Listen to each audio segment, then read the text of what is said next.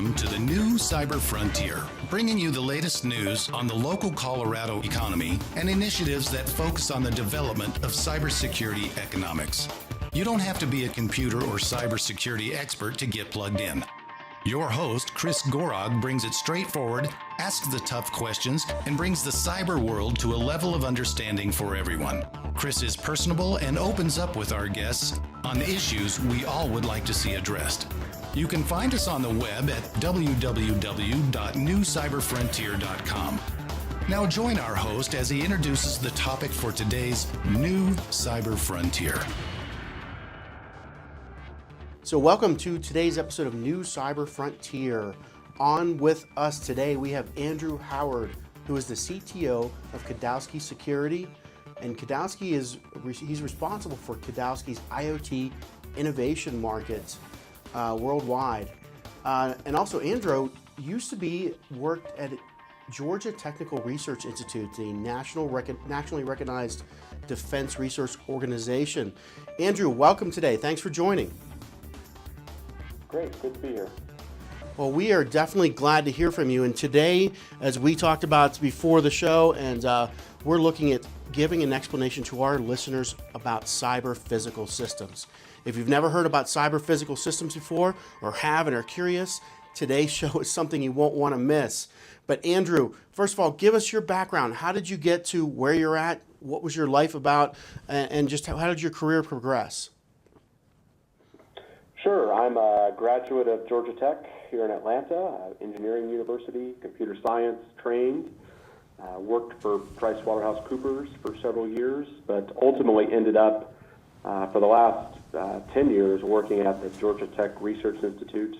This is an R&D organization that supports the U.S. national intelligence and defense community with research and development for things like sensors and radar systems, but also around cybersecurity. My job there for the last few years was to manage and lead their cybersecurity R&D portfolio, about $120 million a year of work, particularly around cyber physical systems, which we're going to talk more about. But in the case of the military, that's connecting Humvees and weapon systems to networks and what the implications of that are. I recently transitioned to Kudelski Security as their Chief Technology Officer. This is a Swiss-based engineering company that's expanding into the U.S. They're well known in the pay television business for content protection and are the market leader for protecting streaming content, whether it's to a set-top box through a provider, such as Dish Networks or Technicolor, but also in the over-the-top business such as Netflix. And so they protect content, and what drew me to this company is that they know how to build secure products and are very much in this cyber-physical space. And my job is to help them transition that expertise into the IoT market. And I'm excited to talk to you today about that market, what we're trying to do, and what are the risks to companies out there. Okay, so the first thing that comes to mind, and I talk about cyber physical systems all the time, and I'm glad to have another person on, so it's not just me kind of iterating these needs in this area. But what the heck does cyber physical systems mean? Give us that high-level definition of, if we heard this and heard somebody talking about it, what the heck are we talking about? So you're going to hear the term cyber physical system used interchangeably with another term called industrial control system, and to me what that term means is taking a physical system that has existed for a long time or a short amount of time, but a physical system like, I think a good consumer example would be a refrigerator or a toothbrush or a toaster, or more a complex system like a car or a manufacturing system. These systems in the past would stand alone and do what they do, whether that's make toast or produce paper if it's a manufacturing system, or drive humans if it's a car. And they're being plugged into the internet for a variety of reasons. And once they're plugged into the internet, they become a cyber physical system, because now you have a physical system that communicates with the internet or a network, either for communication, direction, to pass information, for status, to bring content down to users. But the main summary is that a cyber physical system is a system that does some physical action that is now connected to the internet. Okay, and we hear more and more, and that this is a problem. So, but why is this such a problem? Why is securing these things coming front and center lately here? So let's talk about a simple consumer example, and then we'll transition to more complex examples. Let's talk about a refrigerator. So if you're a refrigerator manufacturer, these systems over time have gotten more and more complicated. They produce ice in more complex fashions. They control temperature to a much finer degree, a much more granular degree. They're bigger. They have more processing power. And if you're a refrigerator manufacturer, you're an expert at building refrigerators. And yes, there are threats to a standalone refrigerator from a security perspective, but they're all pretty minimal. And most refrigerating companies that build these types of devices do not have security expertise. They don't need it. To attack a refrigerator, you would need to be physically in front of it to do something. And frankly, once someone's inside my house, I have bigger things to worry about than my refrigerator. However, now those refrigerators are connected to the internet or to a network. And now that refrigerator has inherited every internet risk, every internet threat that exists. It now can attack that refrigerator, and it can be used for a lot of malicious things. And so now I have a refrigeration company that is good at building refrigerators, but is not good at internet security, responsible for internet security. Okay, And let me stop you real quick there. We're going to take a break and hear from our sponsors, and we'll be right back after these messages. We'll be right back with the rest of today's show right after these brief messages from our sponsors. Cyber Resilience Institute helps build strong cyber communities designed to prevent members from attack. Like building a neighborhood watch, it takes coordination and a sharing community to protect our identities and valuables in the virtual world. Typically, we hear that organizations know they need to do something to protect their cyber assets, but don't know where to begin. Let Cyber Resilience Institute help your community create an action plan. Cyber Resilience Institute will build your community or business marketplace so that it is designed to support a collective cyber defense. Contact them for more information at cyberresilienceinstitute.org. All right, welcome back. We're talking to the CTO of Kudelski Security, Andrew Howard, and he was giving us an explanation of cyber physical systems, the need for securing on a simple, less complicated device, and we're kind of finishing up with that, and then we're going to go into a more complex example. Andrew, go ahead and finish up with what you're talking about there. So now that I have an internet-connected refrigerator, I now have a refrigeration company that has to worry about building world-class refrigerators, but also securing them from internet threats. And what complicates that problem for them even more is that it's not like they built a brand new refrigerator that was designed for internet connectivity, where they built it from the ground up for security. In almost all cases, they're typically taking older equipment or older models, pre-internet connectivity, and just connecting to the internet with no thought about security. So this is a very complex problem for the average manufacturer to deal with because they have no in-house talent, they have no in-house technology, and the original device was never built with security in mind.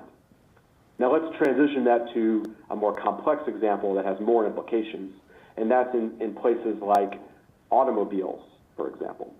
So now I take an automobile that, very much like the refrigerator, was not connected to the internet in the past, and the security threats from an internet security perspective, or just a flat-out cybersecurity perspective, were really not much to worry about. If someone wanted to hack a car, they literally had to get inside the car. This was shown in internet videos in the early 2000s. There were some scary attacks. But what gave me comfort as a driver was that those attacks required an individual to get inside the car. And that kind of attack just doesn't scale. There's no way attackers are going to go physically get inside enough cars for that to be a real threat. Mm-hmm. But much like the refrigerator, those car manufacturers are now connecting those cars to the internet to provide all kinds of neat features to me as a driver. I can download movie and music content. I can have a Wi-Fi hotspot inside my car. They can track my car's location, all kinds of neat features.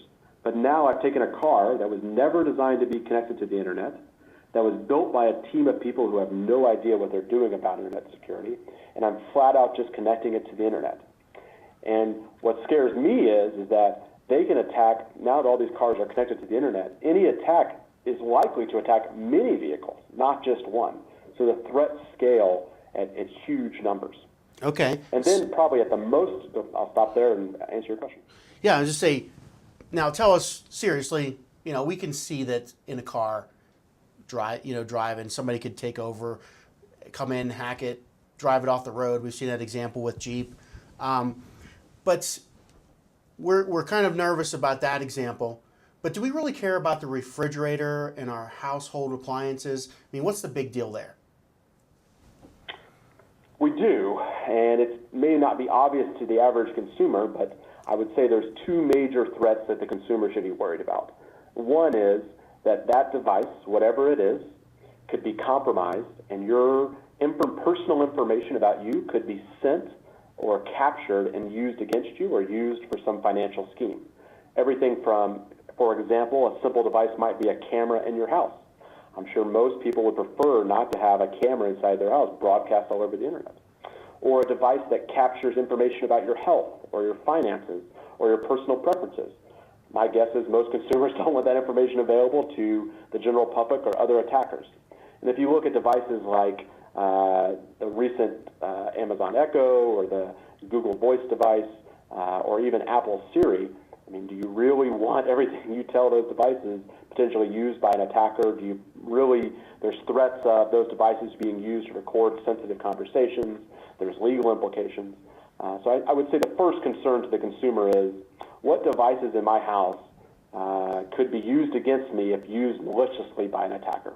So the refrigerator might not be the best example, but frankly, a lot of new refrigerators these days have cameras on them and recording devices that could do malicious things.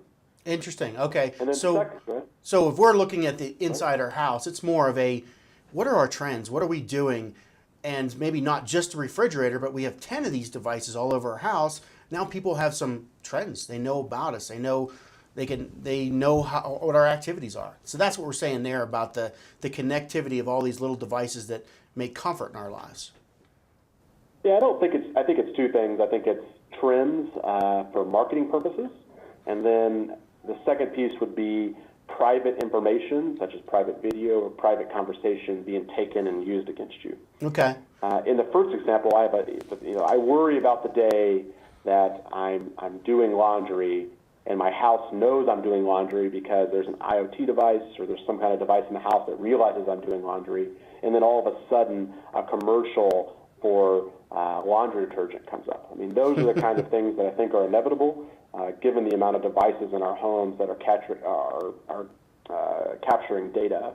And the fact that a marketing firm might use it is scary, but it's livable probably. But what is not okay is a third-party attacker or malicious user using that data. Yeah, and I think we have two different things there when we're talking about the more complex one in the car, which that really kind of scares me because, I mean, literally 10, 15 years ago, I knew somebody that was a designer that made designs for the brake system and the throttle control system in cars.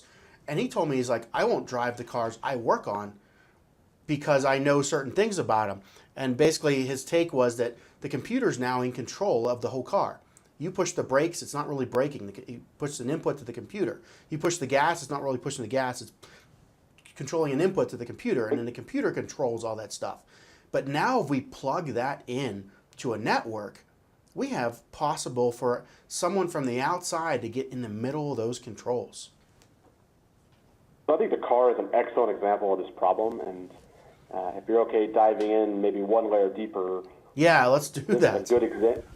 This is a good example of how taking devices built by teams that have no idea what they're doing from a security perspective can have really disastrous consequences. So the car uses a communication mechanism between the brakes and the steering wheel and the engine. Those pieces of the car pass messages back and forth. So as an example, whenever you hit the brake, a message is sent from the brake through the computer to the braking system that tells it to apply the calipers and slow down the wheels. That is done on a messaging system that was developed by manufacturers called the CAN bus, and I'll save the gory detail about how it works, but it was built for efficiency and availability by the car manufacturers, no security mechanisms in mind. And when the car isn't connected to the internet, that's no big deal. But now that I'm connected to the internet, the fact that that CAN bus or that messaging system has no security built in, for example, you can send messages down that bus unauthenticated, meaning that someone could send a brake message down the bus to the brakes that didn't come from the brakes through the network, is pretty scary, because I could be driving 80 miles an hour down the highway and someone could apply the brakes full speed or turn the wheel 270 degrees or put the car in reverse just because they want to, and the internal systems of the car would allow that to happen. Yeah, that is definitely a scary thing. So if we go and look at what it is that somebody needs to do to implement a cyber physical control in these systems, what types of things would they be doing? Would these companies be doing? So in some ways, the easiest thing to do on these devices is start over and build the devices from the ground up with security in mind. And as a security engineer, that's easy for me to say. If I were to go talk to the average company, the thought of doing that is probably not in the cards. So in an ideal world, we build these devices from the ground up with security in mind. That is certainly the right way to do things. I think budgets and the lack of security talent keep that from happening. So what you're really looking at is, how do I take existing systems and secure them? And the advice that we give our clients is several-fold. First, you need to have a real assessment of these devices done by trained people. And that's probably more than just a penetration test. You can't just go hire a red team or hackers to look at it. You need to bring in a firm or a third party that really understands product and physical security to look at these devices. And then second of all, you at least need to do some basic hygiene on these devices, cybersecurity hygiene, that is, and take into consideration the fact that these devices are on the internet. Such things as don't have default usernames and passwords. Make sure that only the services you need to run are running. Make sure that it only accepts authenticated messages. I could go on and on and on, but there's some easy checklist things that these firms can be doing that, I hate to use the word mitigate, but dampen the risks that are associated with connecting things to the internet. Okay, well, let's take a break real quick. We'll be back after these messages from our sponsors. We'll be right back with the rest of today's show right after these brief messages from our sponsors. Over 3 million data breaches happen every single day. That's over 2,000 records being compromised every minute. So often, we focus on securing web data access. But what if the attackers are already inside, having gained direct access to your storage through data management software? When it comes to communications that go directly into your storage devices, make SNIA your first line of protection. SNIA's conformance testing limits outdated communications that are known to be used by attackers. It works continuously behind the background to make sure your storage is protected. To find out if your data is truly secure, visit our website at www.snia.org/cybertest. All right, welcome back. Today we are talking to Andrew Howard, again, the CTO of Kudelski Security. And we were getting into some interesting conversation about, cars, and cars now becoming networked and connecting to the internet, and what types of things are required to make them safer from a virtual standpoint. So welcome back, Andrew. Let me understand this. When we're talking about these existing systems that are already in cars, and that you said we should throw them out and start designing from the ground up, are they really that bad that, if we haven't thought about security, we can just say, no, let's just separate something. Let's add security on top. Why can't we just do that? So this is not really a new field. I think many people think that cyber physical systems or IoT security is a new field, a new concept. It's really not.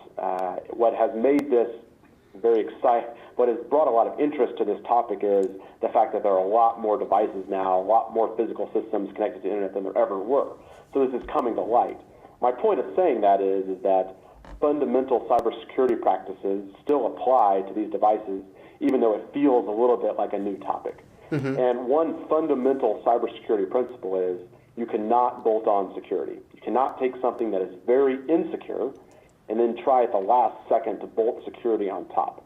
This is a tried and true principle that over time has been proven many times. And the reason for that is that if you try and bolt it on top at the last second, a couple of things are likely to happen. One, you're likely to make the device unusable because the security that you're bolting on top, to do it right, you're in all likelihood messing with functionality or making the device less consumable by a consumer. And then secondly, if you're bolting it on top, you're likely to miss some threat scenario or some vulnerability during that bolt-on process, and you're not going to solve all the security problems. Bolting on security somewhat implies that I'm just going to put a force field or something around the device to keep it secure. And that's just not how it works, and that's just not likely to be successful. The right way to do things is to build a multi-layered defense-in-depth approach where you've really put some thought into what are the security concerns and how are we going to mitigate them, and what are the backups that we're going to use if our initial mitigations don't work. And therefore, starting over and really building the device from the ground up with security in mind is the right solution. But in the meantime, we got to find some middle ground that allows the devices to exist and be usable without rebuilding them. Yeah, and I ask those questions because I run into the same thing, and I'm always like, why do we hear this? But literally those designs that have been around for years, they want to just be able to say, we can add security into it. But there's so many things that weren't looked at back then that just have to be reevaluated, that it would be easier sometime from the ground up.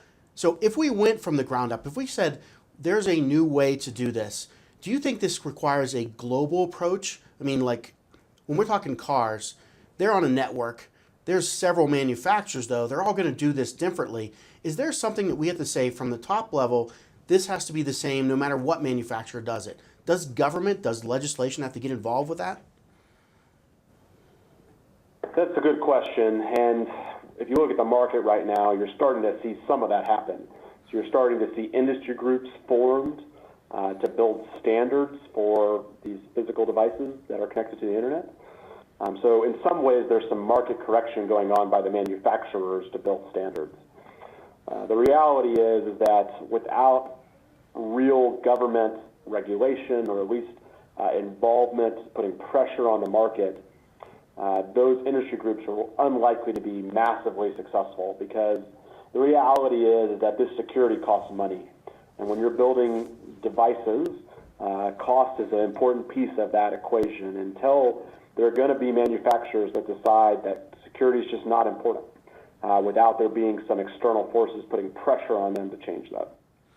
So it seems to me like as a consumer, and I hear this all the time, oh yeah, somebody's working on making this secure. But then when you start digging into it, the companies you say if they're not being pushed by regulation, they're not doing it. What is it going to take to have just a wake-up call? Does it have to be that all the certain type of vehicles get hijacked and people die? Is it going to be that extreme before this word gets out that they have to do something? 5 years ago, that's a good question. 5 years ago, we in the community were talking about the need for a Titanic level event to kind of wake everyone up about the risks here. And in my opinion, that type of event has happened 50 times over the last 5 years, and we can't seem to get people to wake up to it. And it's not just about cyber physical systems, but just cybersecurity in general. As an example, the attack against the Office of Personnel Management a couple of years ago or last year, that is a really bad event. But yet that didn't seem to really change anything in the regulatory or consumer markets. So I used to think that it would take a big event, but I'm starting to believe that it's going to just flat out take regulation to make it happen. Certainly the major players in the market are moving in the right direction. Recently, the Federal Communications Commission went after a device manufacturer, D-Link, for building an insecure device. Those types of actions will create change in the market because now you've got companies worried about being sued. So I think it's coming. It's slow, short of major government regulation. I think we're still going to be talking about this in 5 or 10 years. Yeah, and you know what? I remember having these same conversations 5 or 10 years ago, and at that point there was the same thing. Oh wow, we have all these disasters that happened. This will drive something. This will push everybody to get concerned. But when we come down to it, I mean, we had the Ukraine attacks that recently, the tornado warning thing in Dallas. Those type of issues should, really show people that we have a need to do something. But I think the question is, what do we do? So that's what I'll put to you is, if we have the catastrophic event saying we need to wake up and do something, give us a roadmap. Well, the roadmap for these manufacturers is that this security concern and the security mitigation have to be embedded in, have to be a core piece of their culture and a core piece of their engineering process. I talked to a lot of product managers who build devices in the U.S., and 5 years ago, this topic wasn't even on their radar. They did not care. Now when I talk to them, they're starting to get questions from their boards, and they're starting to wake up to the problems a little bit. I mean, they at least understand there's a security concern. It doesn't mean they're going to do anything about it. And so if there's going to be a real change, a few things are going to have to happen. One, the average device manufacturer is going to have to wake up to the problem. The average consumer is going to have to put a lot of pressure on the manufacturers they use for their personal devices as well as enterprise devices. And then finally, some core technology needs to come to the market and be more ubiquitous that these manufacturers can take advantage of. Because one major problem for the average device manufacturer is, even if they wanted to really take on security as a key aspect of their business, finding talent to do that is pretty tough. Because the number of cybersecurity relevant engineers in the U.S. is not as many as there are jobs. And so that puts them in a little bit of a tough position and requires some outside-the-box thinking of, if I can't get the talent, how am I going to do this? Mm-hmm. So if I'm somebody listening and I say, I want to join into this, what type of training would I want to get to position myself to be the best, to be able to be in the middle of helping companies with this type of cyber physical systems?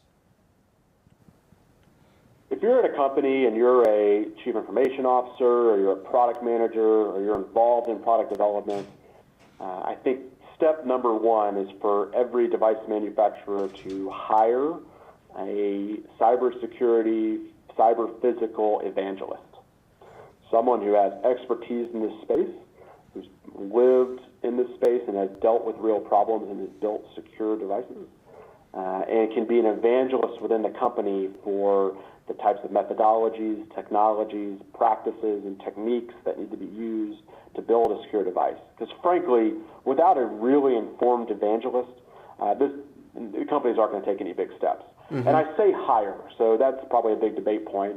Should we train someone or should we hire them? And in my opinion, is you should go hire somebody, because the amount of time it takes to train someone and really get them up to speed is a long time. And so I think if you want to get there fast, you should bring in an expert, either a full-time hire or a consultant that's in for a significant period of time. Okay. So now if I'm a college student, say, what should I study? What classes should I take? What areas would I be interested in to get myself into this market? Well, if you look at the expertise that's required, it really falls into 3 major categories. The first is computer science. So you could be there's a software component of these devices. There is a heavy electrical engineering, embedded computing component of this that is often overlooked and is frankly where most of the problems are. And then finally, there's a risk management and governance piece. And I think if I'm a college student, any 3 of those areas are spaces that are worth investing some of your time. If you can develop software and understand secure software practices or secure hardware practices, there's likely a job for you somewhere in the United States. And risk management is a big piece of this. Since these companies are not building these devices from scratch, they're having to make risk trade-off decisions. And being an informed manager or governance person is an important piece of the equation. Okay. So kind of in wrapping up here and closing, talk about Kudelski, what you do, what you might need help with, any way, how you help your customers, things like that. Give us an understanding of where you're at and how we might be able to reach out to you. Sure. So Kudelski Security is a member of a European company called the Kudelski Group. There is a group of companies underneath that group that are market leaders in spaces like content protection, physical access, cybersecurity, and we are interested in partnering with device manufacturers that are concerned about security. Beginning of this year, we announced something to the market called the Internet Security Center of Excellence. You can find out more information about that on our website, kudelskisecurity.com, Kudelski, security.com. And what the Internet Security Center of Excellence is a grouping of like-minded companies that are trying to improve IoT and cyber physical system security. And we're working with some major manufacturers to help them build their next generation device such that it's much more difficult to hack. And if you look at the type of companies we're partnered with, it's a full spectrum. Everything from consumer devices to enterprise devices to industrial control systems and SCADA equipment. And the value that Kudelski Security brings to the market, as well as the companies we're partnered with, is a 25-year history of building devices that are designed from the ground up not to be hacked, to withstand great attacks, and still be manageable and useful to the customer. We've got a long history of doing that. We have 400 million devices deployed in the field today that we've been managing for a long time. And we're looking to leverage that expertise to benefit the partners we work with. So I'd encourage companies to check out what we're doing around the Kudelski Security, Internet Security Center of Excellence. And we're looking for partners that are interested in making secure devices. All right. Well, it's been a pleasure. Thank you very much for joining today, Andrew. And we definitely have covered a lot of ground here, and hopefully the listeners got something from it. So thank you for joining today. Appreciate the time. Thank you. All right. Have a good day. The views or opinions expressed by me during this podcast are my own and are not those of my employer, Colorado Technical University. We hope you have enjoyed this episode of New Cyber Frontier. Remember to get involved. Often we think that someone else will handle privacy and security in the virtual world, but you are the only one truly in command of your virtual fate. Join our mailing list so we can keep you informed of breaking news and new releases. If you have an idea, if you have a question that you would like to hear answered, or if you want to get involved with our efforts, reach out to us at newcyberfrontier.com. We also encourage you to visit our sponsors' links, as they are the ones that really make this show possible. I want to thank each of you for supporting the show, and we look forward to seeing you back for the next episode of New Cyber Frontier.